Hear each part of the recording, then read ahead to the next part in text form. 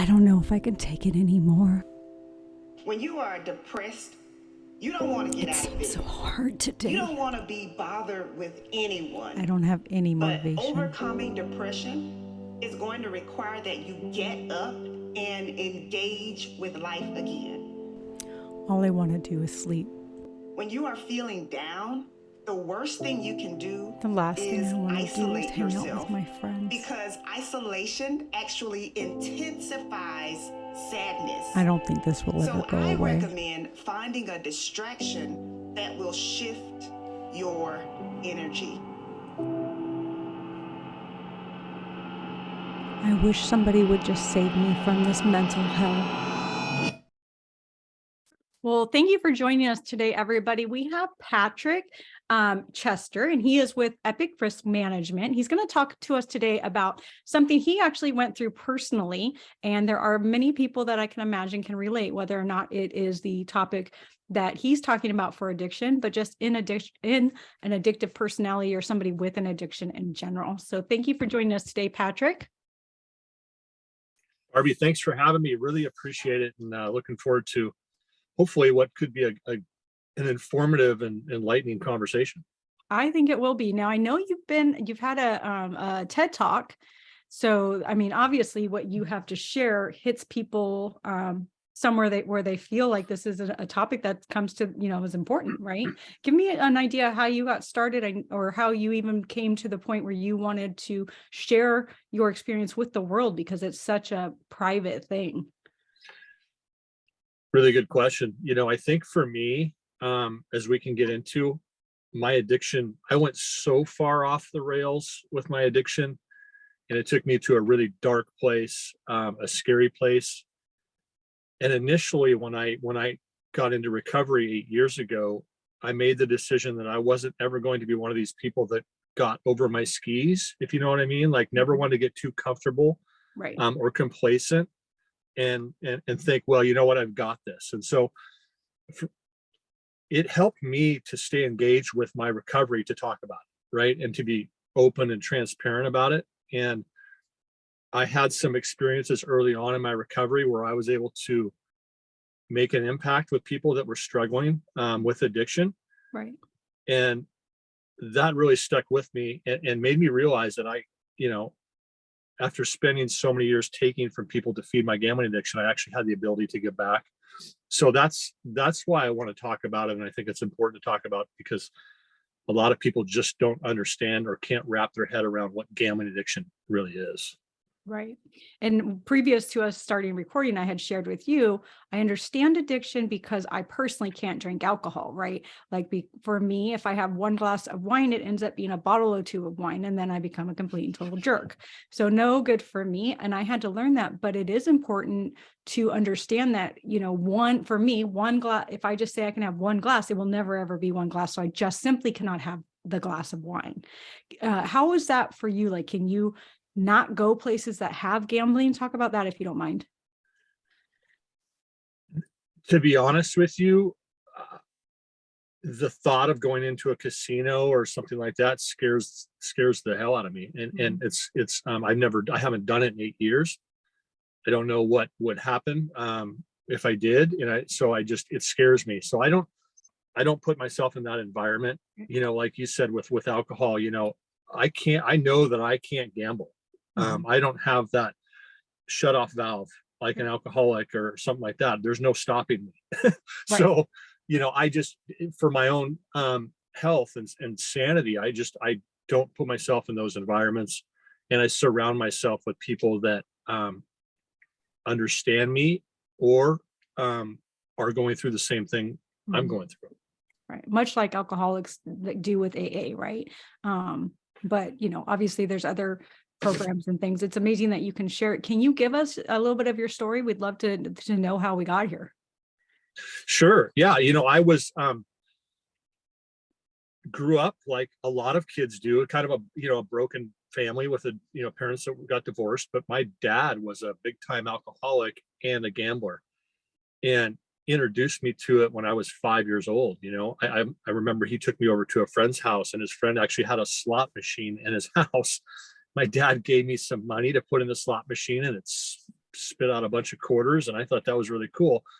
But going forward, my experience with my father was really only when he was gambling and drinking, Mm. and never once was it impressed upon me that gambling could be a problem. You know, we learned about drugs and alcohol as kids, but I didn't hear anything about the dangers of gambling. And so as I got into high school and college, I started playing cards, poker games with buddies, like a lot of people do, and didn't really see the problem with it. But I noticed, especially as I got into my college years, we would go to a casino or whatever, and I didn't have a lot of money at the time. I may have had $100 with me to go to a casino with some friends. But what I noticed was they could stop and I couldn't stop. You know, if I lost my $100, I would ask a friend to borrow more. So there was something different about me, much like, again, much like an alcoholic or something. I have friends that were alcoholics, and I would always wonder, why can't they stop drinking? Well, you know, I couldn't stop gambling. And so as I got into my mid 20s and late 20s, that's when it really started to progress. And I started making bad decisions and taking money that should have been going towards bills or something like that, and using that to gamble with. You know, I would eventually get married, which we can get into here in a minute. But this was, you know, what started out as $100 at a casino was now $1,000 bets on football games. And I was primarily a sports bettor. I wasn't a big, you know, casino player. I was betting on football games and basketball games and that sort of thing. So that kind of took me through my 20s, you know. And what started to happen was I started to betray the trust of my friends and borrow money and take money from them and do things behind their back, all the while nobody knew that I had a gambling problem. And I didn't really either. I just had always convinced myself that I could just stop if I wanted to. But with any addiction, you know, that's the kind of the game that we play inside of our brain, inside of our head, is we can try and convince ourselves that we have control. But deep down, I knew that I didn't. And so that's kind of how it got started.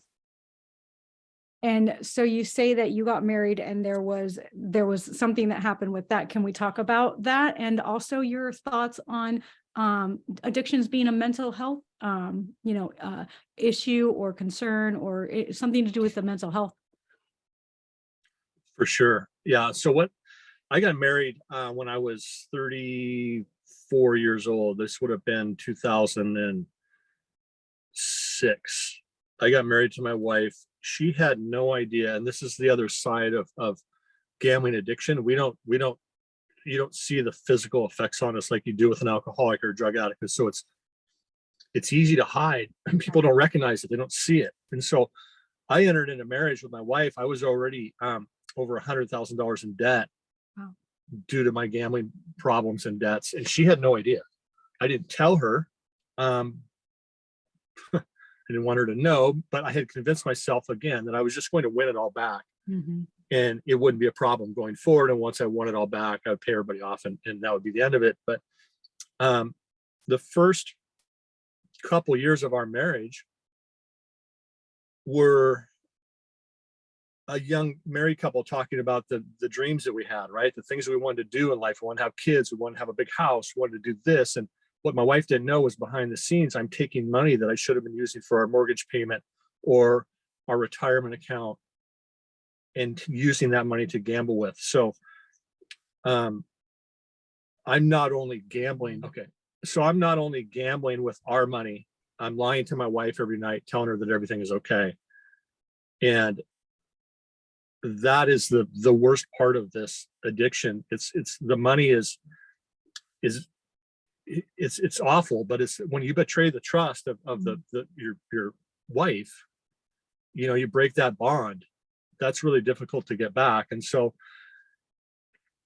I was also working for myself as a contractor, a general contractor during that period of time. And I was accepting large sums of money from clients, $20, $30, $40,000 checks. And to a gambling addict, when somebody hands over a $30,000 or $40,000 check, that's a challenge. And I had convinced myself that I would just keep gambling and I would win it all back, right? but by 2009, I was almost approaching $500,000 in debt. And a lot of this isn't just credit card debt. This is cash to clients. And some of them weren't very happy with me and threatened to come after me. And 2009 through 2013 was a really scary period. Because while this is all going on, my wife thinks everything is fine and she trusts me to handle the bills. And I had people threatening physical harm on me and my family. And yeah, you're hiding this big secret. I would imagine that that takes a toll on your physical health, your mental health. And I would also imagine that it brings a lot of shame to come to this place where you've lost this, you're deceiving people, and to actually have to come forward just feels like the shame in all of it would keep you from wanting to. For sure. And that the mental health side of this is just that's a really scary thing. Because I had been living a lie every day, and I lived with the shame and the guilt of all of that. In fact, the only time I was at peace was when I was sleeping, because when I woke up at 6 or 7 o'clock in the morning, I knew for the next 16 hours I was going to live a lie. And that takes a toll on your mental health, right? And I was suicidal. In fact, in 2014, it got so bad, I eventually lost my business license. I was reported to the state, and I was charged with 2 counts of first-degree theft for taking money from clients. And they gave me every opportunity to pay that back, but I couldn't. And so it got to the point in 2014 where I was convinced that the only way out of this was suicide. And the low moment, it's interesting because at this point, I'm almost $1 million in debt. But the lowest moment in my life was a day in November of 2014 when I was out of money. I couldn't work anymore, living a lie. My wife would soon find out. She still didn't know, but she knew there were problems, financial problems for sure. But I took $9.50 from my 5-year-old son's piggy bank in 2014. And I'll never forget, because I drove up to I'll never forget that day. I mean, I was driving my car and I pulled over in a grocery store parking lot, and I cried for 2 hours, knowing that I was going to kill myself. Because I couldn't, I was too far, I was too deep. I couldn't come clean at that point. I was convinced that my wife and son would be better off without me. And another side to gambling addiction is that, and I would come to find out later, the suicide rate for gambling addiction is significantly higher than any other addiction. And it has to do with the financial aspect and all of the lies that we tell. Right. So that's kind of where it took me.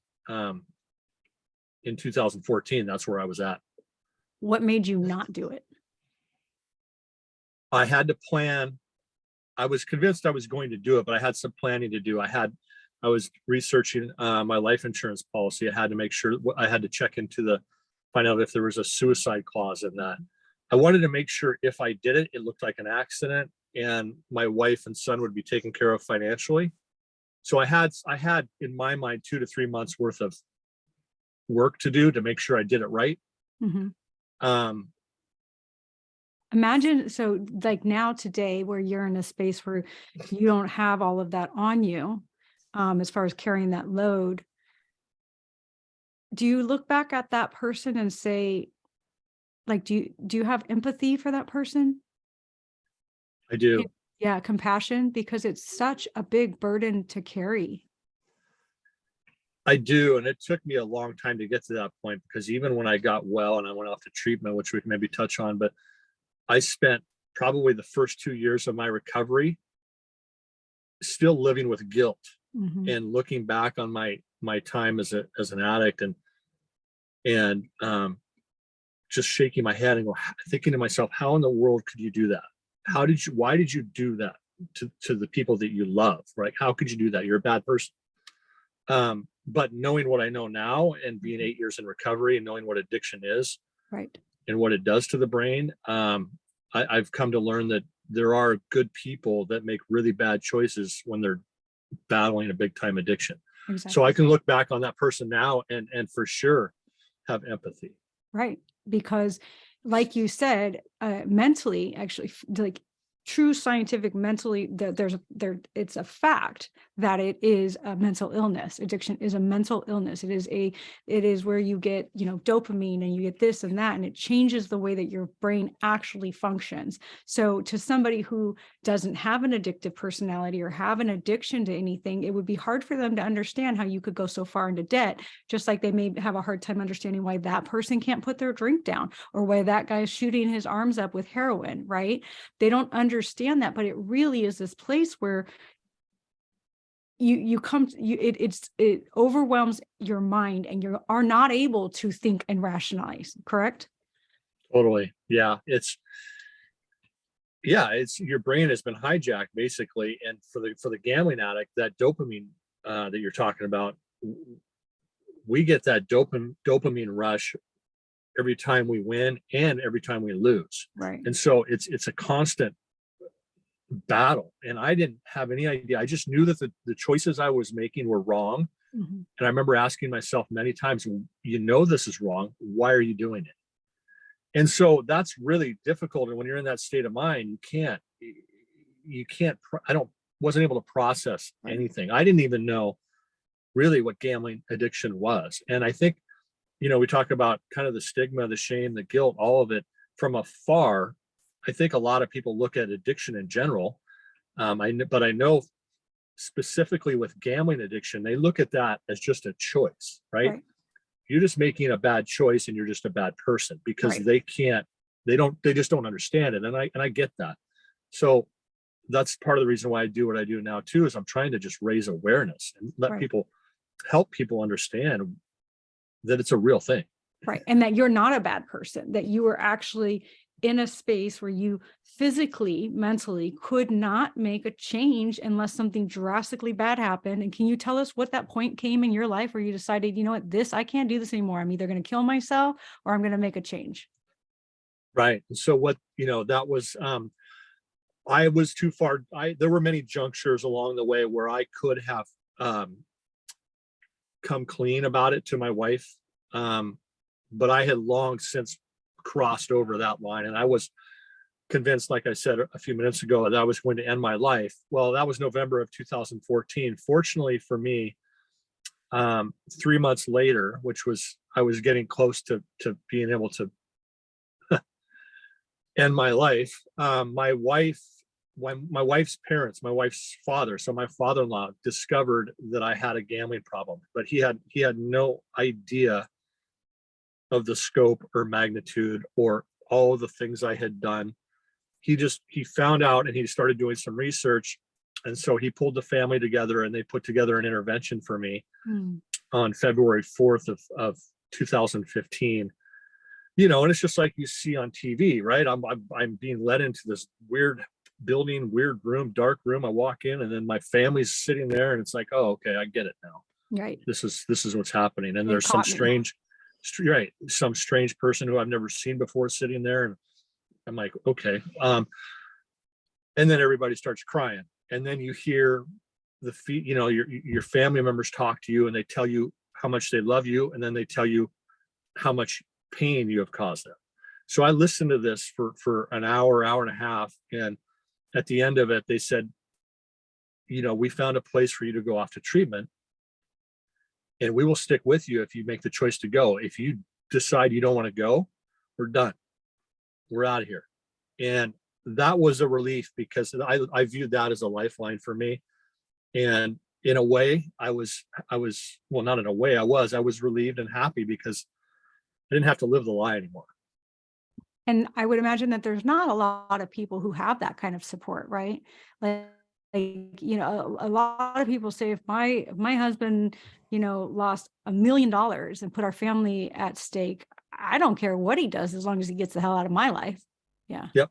Yeah. No, that's the reality of it. That is the reality of it. I didn't, I had no idea, no expectations or anything. I knew what was going to happen over the next 30 days while I was in treatment wasn't going to be good because my wife and her family were going to uncover the years and years of my misdeeds and the things I had done, she would find out that I took $28,000 from her retirement account without her knowledge to feed my addiction. And so I didn't know that I was going to have a family or wife or anything to come back to, but fortunately I did. And I'm one of the few, because that's not the reality of it.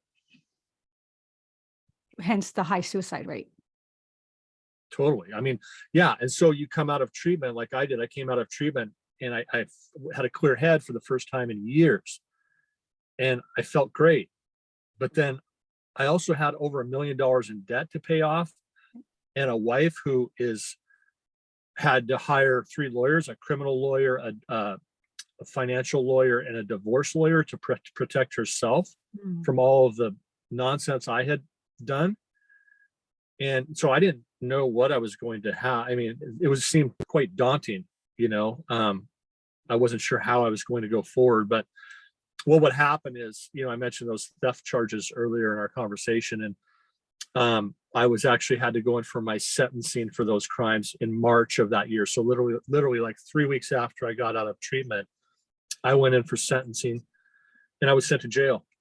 You know, and so, and the interesting thing about that is, you know, it's when somebody's convicted of a crime and they go in for their sentencing, they have what's called victim impact statements. You know, it's where the victims stand up and tell the courtroom what a horrible person you are. And then the defendant has an opportunity for people on their side to stand up and say some good things about them. I had nobody there to stand up on my behalf, no family members, no friends, because they were done. Yeah. You know, and so that was a low moment, you know, and then I get put in handcuffs and taken down to jail, and I spent the next 4 months in that place. Did you have victims who spoke? I did, a handful of them, and they were, and they were, yeah, I mean, they were not happy. You know, they just viewed me as a thief, right? They didn't know I had a gambling problem. In fact, if they did, they didn't care. They cared about their money, and I get that. I totally get that. And they stood up and they didn't say very nice things about me, and the judge took that into account. And that's just the way that went. You know, you spend so many years lying to people to feed your addiction. They were waiting for this day. I'll never forget walking out of that courtroom in handcuffs. One of my former clients is sitting outside of the courtroom with his wife, and he just looked at me. I saw him out of the corner of my eye. I didn't want to look at him. I had too much shame. And he looked at me and he said, "Good riddance," as I'm being led down to the jail. And so that's what happened. That's where I was at in my life. And so I had no idea what I had to look forward to. So as you're sitting in jail, how long did you go to jail? I was in there for 4 months. Okay. As you're sitting in there for 4 months, are you looking back at your life and going, how the hell did I get here? Yep.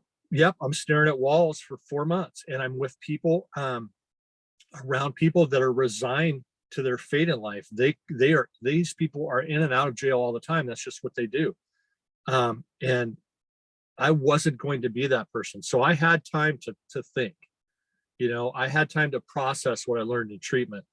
I'm not a proponent. I'm a fan of consequences, but I don't know that jail is the answer for addicts, you know, if they're willing to get help. But that's where I was. And I had plenty of time to think about what I had done, what I could do going forward. And walking out of that place in June of 2015, I had no idea what I was going to do. I now had felonies on my record. I had no prospects for work. How in the world am I going to make a good living to pay all this money back? I had no idea. But what I did know was that I wasn't going back to the dark side. That's all I knew. Whether I had to dig ditches for the rest of my life, it didn't matter to me at that point. I was going to live a good, clean life and never gamble again. And so fast forward to today. One, I would like to discuss like what you're doing and sharing your story, but I really want to know, are you with your wife still? I am. And she gave me that opportunity to rebuild our foundation, right? it was not easy. It's been 8 years now, and we still, I mean, it's always there. I mean, that doesn't always go away. We both see therapists. We have marriage counselor that we visit with regularly just to keep healthy conversation going. Because she has, I mean, I can't even begin to describe the shock that she went through, and she ended up with PTSD. Oh yeah. Through all of this, and so she has had her own struggles, but she didn't want to cut the cord. In fact, she told me, look, I will give you the chance to rebuild and regain my trust, but you need to do it the right way. You need to be true to your recovery, and we're going to live a life of transparency going forward. And she actually had friends that said, you need to leave him. Yeah. You need to leave him. He's no good. And she didn't do that. And they're no longer friends of hers, and we're both better for it now. We have a second son now who wasn't around when this was going on, but he wouldn't be here if not for my recovery and everything that we've done over the last 8 years. And truthfully, she never really knew who you were because you were already in debt when you met her. So you had already put on that facade of pretending who you were. So she's only really gotten to know the real you. And I would imagine you've only gotten to know the real you in your recovery.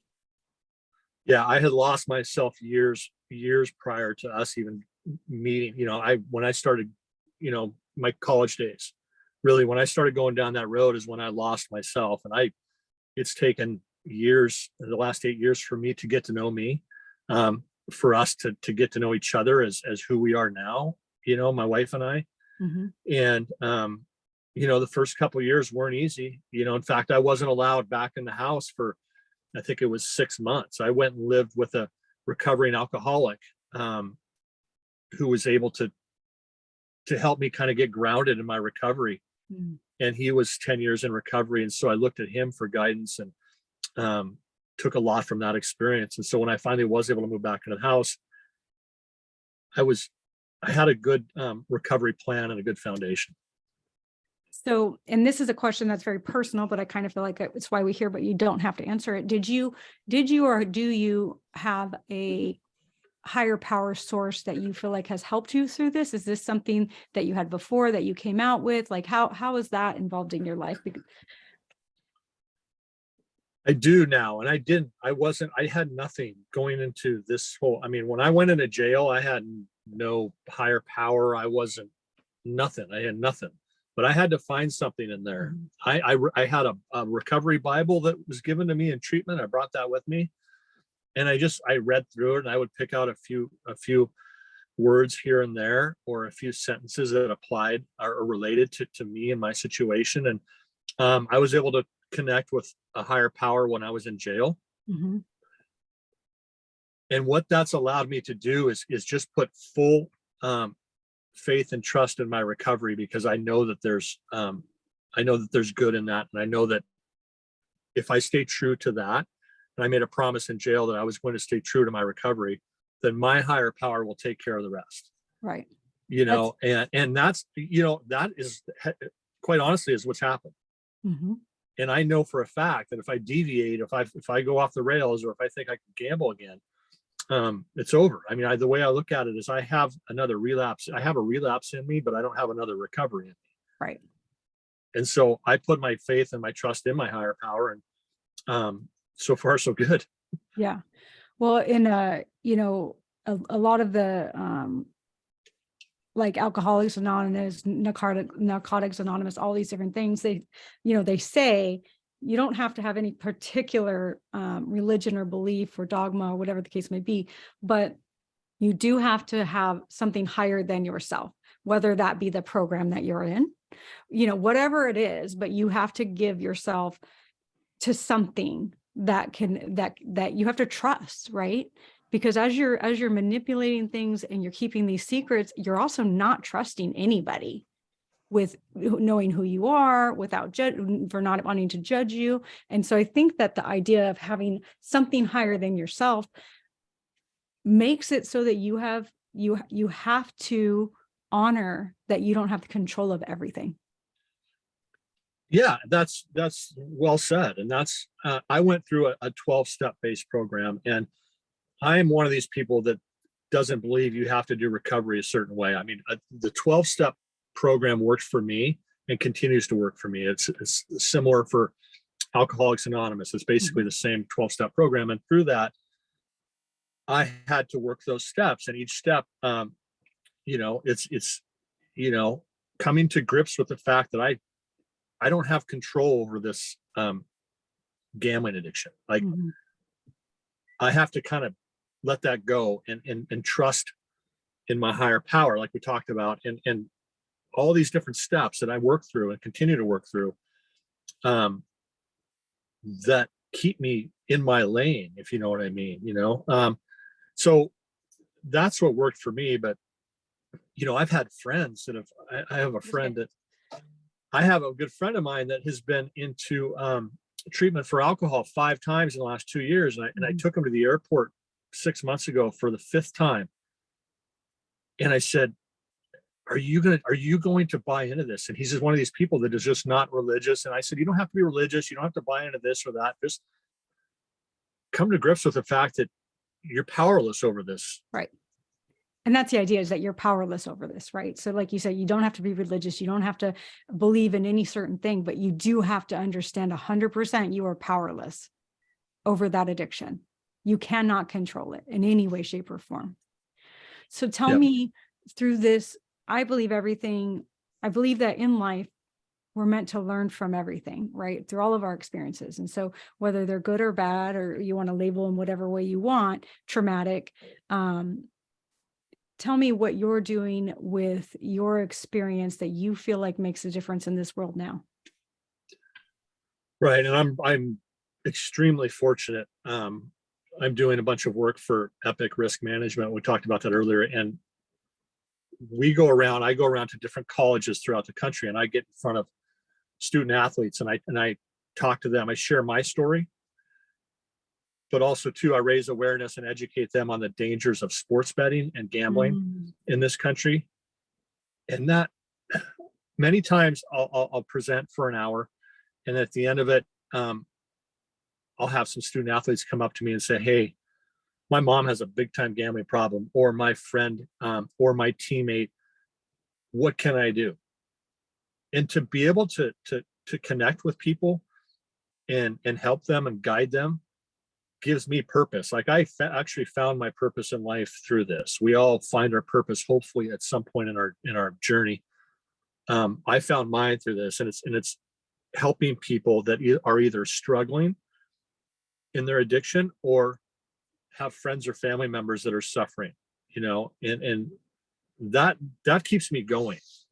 So tell me, I'm gonna pretend I am one of those people, and I walk up to you after one of these, one of these things where you speak and educate, and I say, Patrick, I have a mom who has a gambling addiction. What's next? What would you say?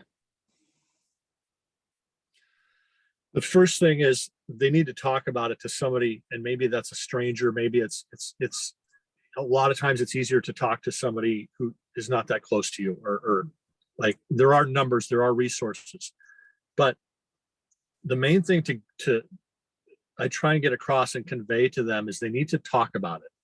They need to call. Again, there are treatment centers, there are numbers, there are therapists that deal with this. They need to talk about it to somebody that knows what gambling addiction is. A lot of us don't. I didn't.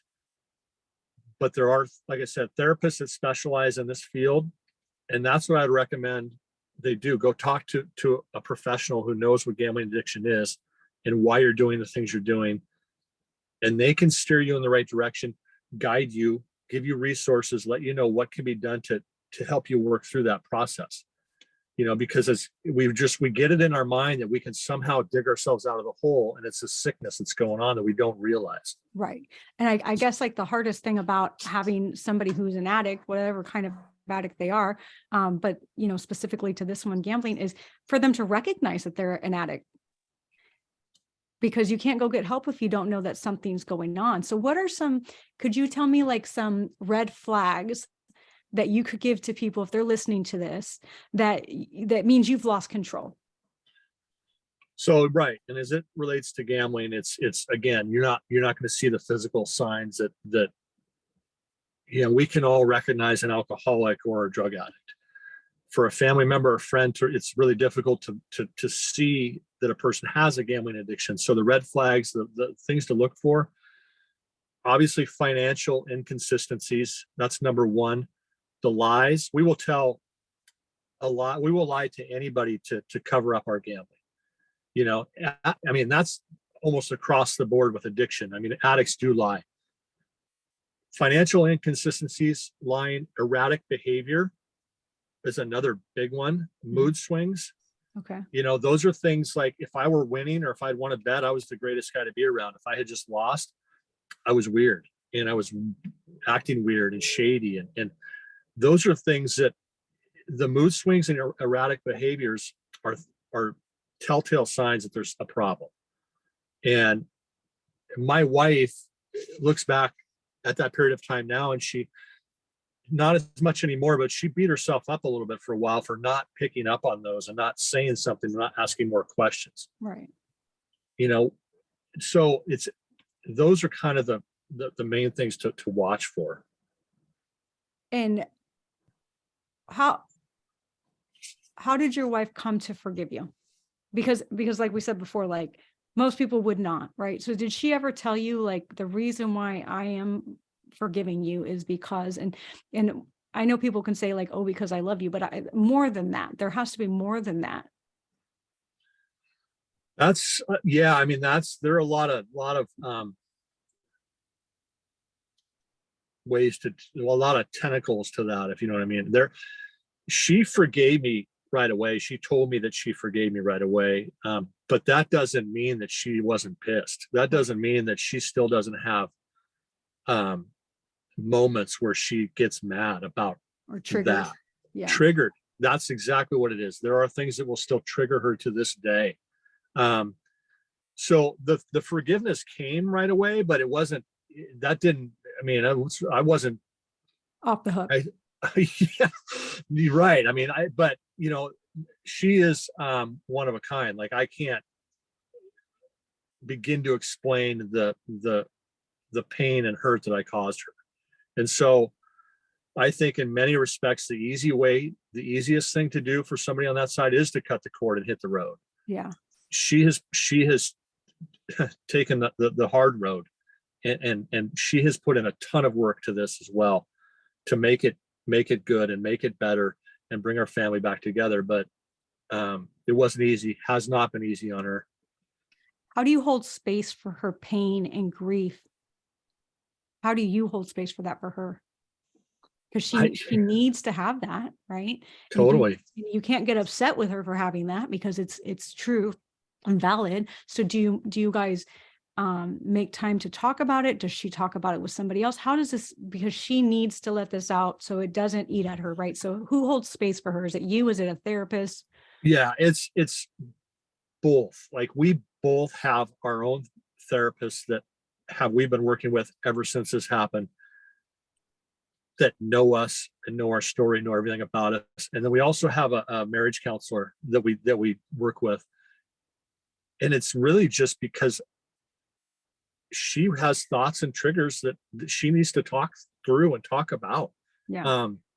And I can't read her mind, and it's hard for me to know what's going through. So through these sessions with our therapist, we can talk through this stuff, and I wouldn't have it any other way, because that's healthy, and that helps us communicate better, and it helps me understand where she's at mentally, right. And what kind of pain I caused her. And you guys had an older child who did have to live with you during the lying and all this stuff, and then you have one that did not.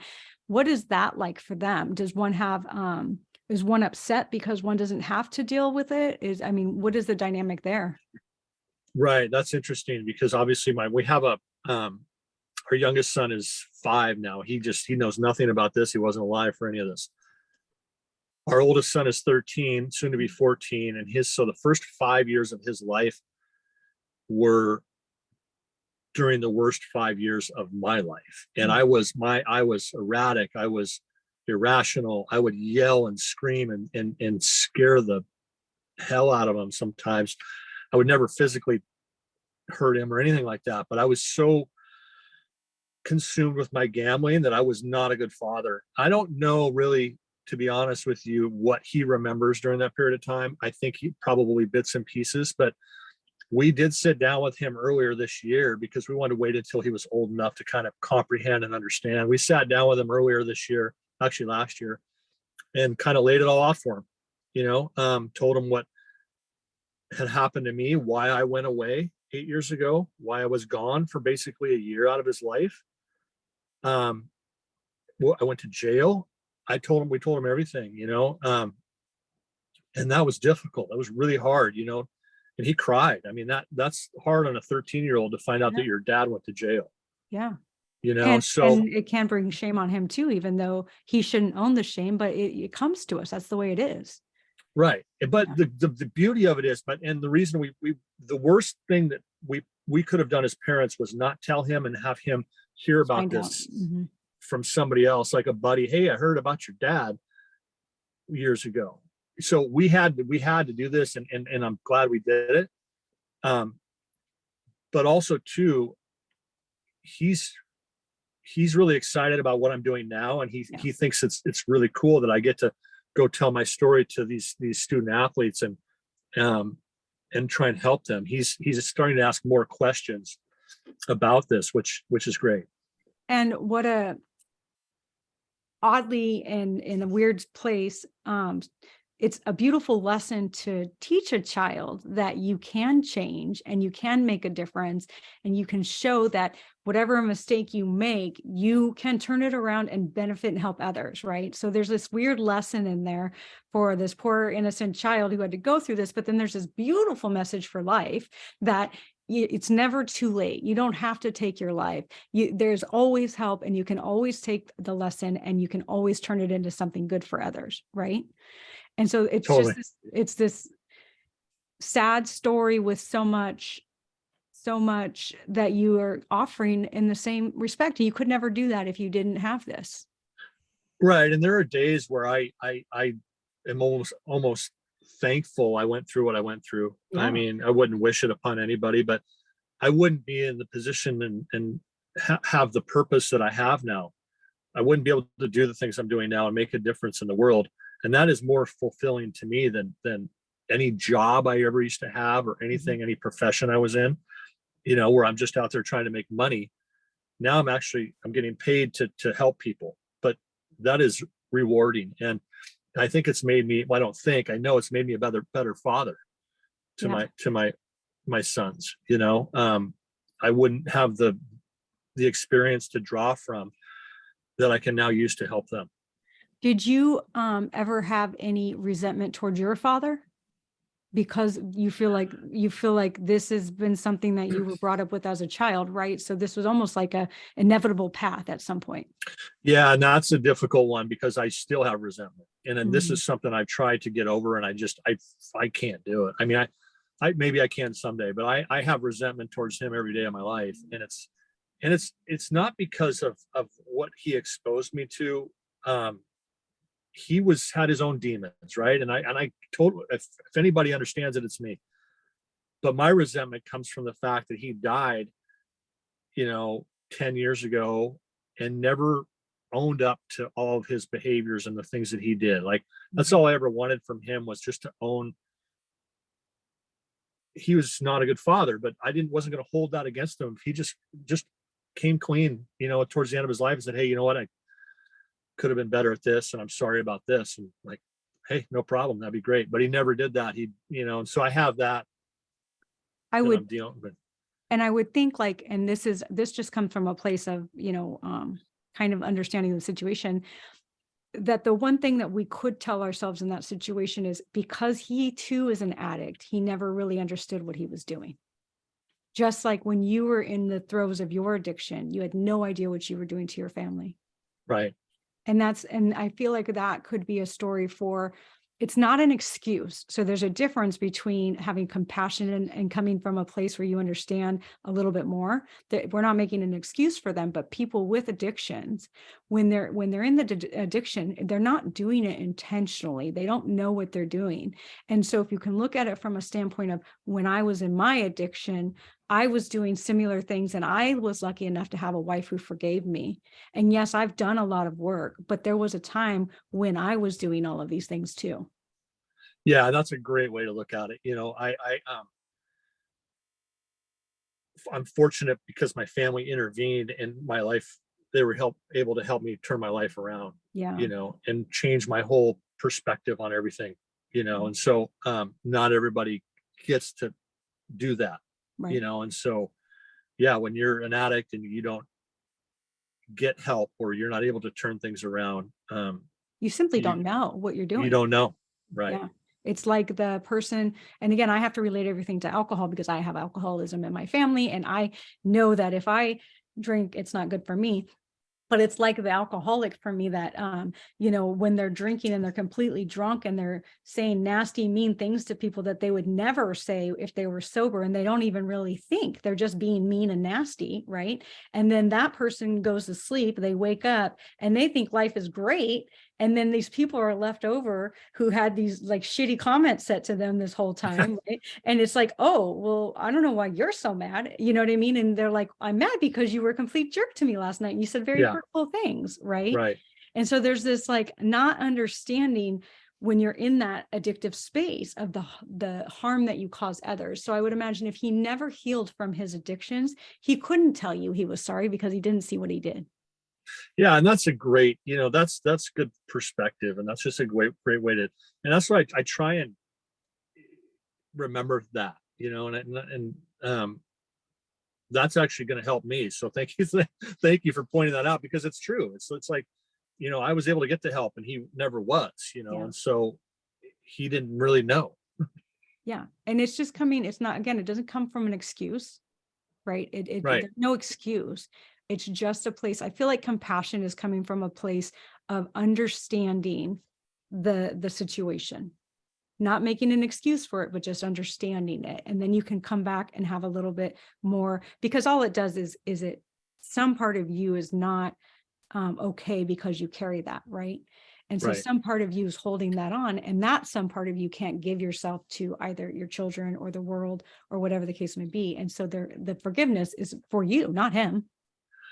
Totally. Yeah, it is. You're right. And it's so true that, as an addict, we are in our addiction, that is all consuming. And I loved my wife and son, but gambling was my priority. Mhm. And I was going to do whatever I had to do to get money to gamble with. And you're not realizing all of the collateral damage and the the effects, the effect that that's having on the people that That you you love. love. Yeah. And we have to again remember that it is a physical illness where your brain is actually affected. So, they're not excuses, but they are places for people to come to an understanding of why these things happen, right? So Right. tell me, what's your future look like? What can we expect from you? So I've been working on a book for the last couple of years. I'm just about ready to get that out. That should be, hopefully this summer we'll have that out. But I'm going to continue doing what I do. I love getting in front of people. Yeah. I love making a difference. And I think having the experience, speaking with, from a lived experience perspective, I think that carries a little bit more weight than standing up in front of a group of people and just giving them a bunch of statistics and facts. And, to be able to share a story and impact people, that's like I mentioned earlier, that is my purpose. And so that's what I enjoy doing now. And it gives me, it's extremely rewarding, like I said earlier. So What that's is your kind book of, about? it's about my gambling addiction and the choices I made and the things I did to feed it. And then ultimately what I learned from that. Mhm. It's a memoir. And so it covers the dark days, but it also I talk about the lessons I learned and the things that people can watch out for.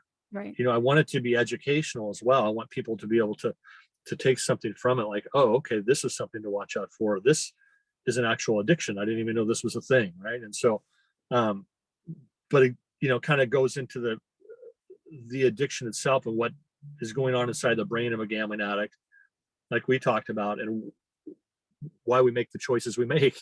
So, and it might either intentionally or unintentionally give people hope. And that's what ultimately, that's what I want to do. I know that there are a lot of people out there now that have gambling addictions, and it's a lot of them are living in silence and living a lie. And now that we have legalized sports betting in this country in half of the states, or more than half, we're going to start to see a lot of our younger people fall into that addiction. So the more I can educate, the more I can raise awareness. That's what I want to do. Well, as a person in our world, and somebody who has compassion for what you've gone through and what your family has gone through, I thank you for sharing your message, because no matter what we know, it touches people we don't even know it touches. Right. That's the thing. And the more we share our story, in fact, I'll tell this story real quick. There was a guy in jail that I was right next to. His bunk was next to me, and he was a heroin addict, and he and his wife had spent a couple of years living on the streets, and they had lost their kids. And we would talk at the end of the night over cold coffee, and I would share my story with him, and I would listen to him share his struggle, and not really thinking that I was making a difference or anything like that. We were just having a conversation. And then I would get a call from him 2 years later. He was able to get clean, he and his wife, and they got their kids back. And he called me because he wanted me to know that he took a lot of hope from those conversations that we had. And he said, I really helped him turn his life around. And it's just, you never know, right? Never know. And that's why we do this, right? This is why we talk about this. This is why you have a podcast yourself. What's the name of your podcast to share with everybody? I don't have one yet. I'm going to. I don't have one yet, but that's something I'm going to get going here in the next couple months.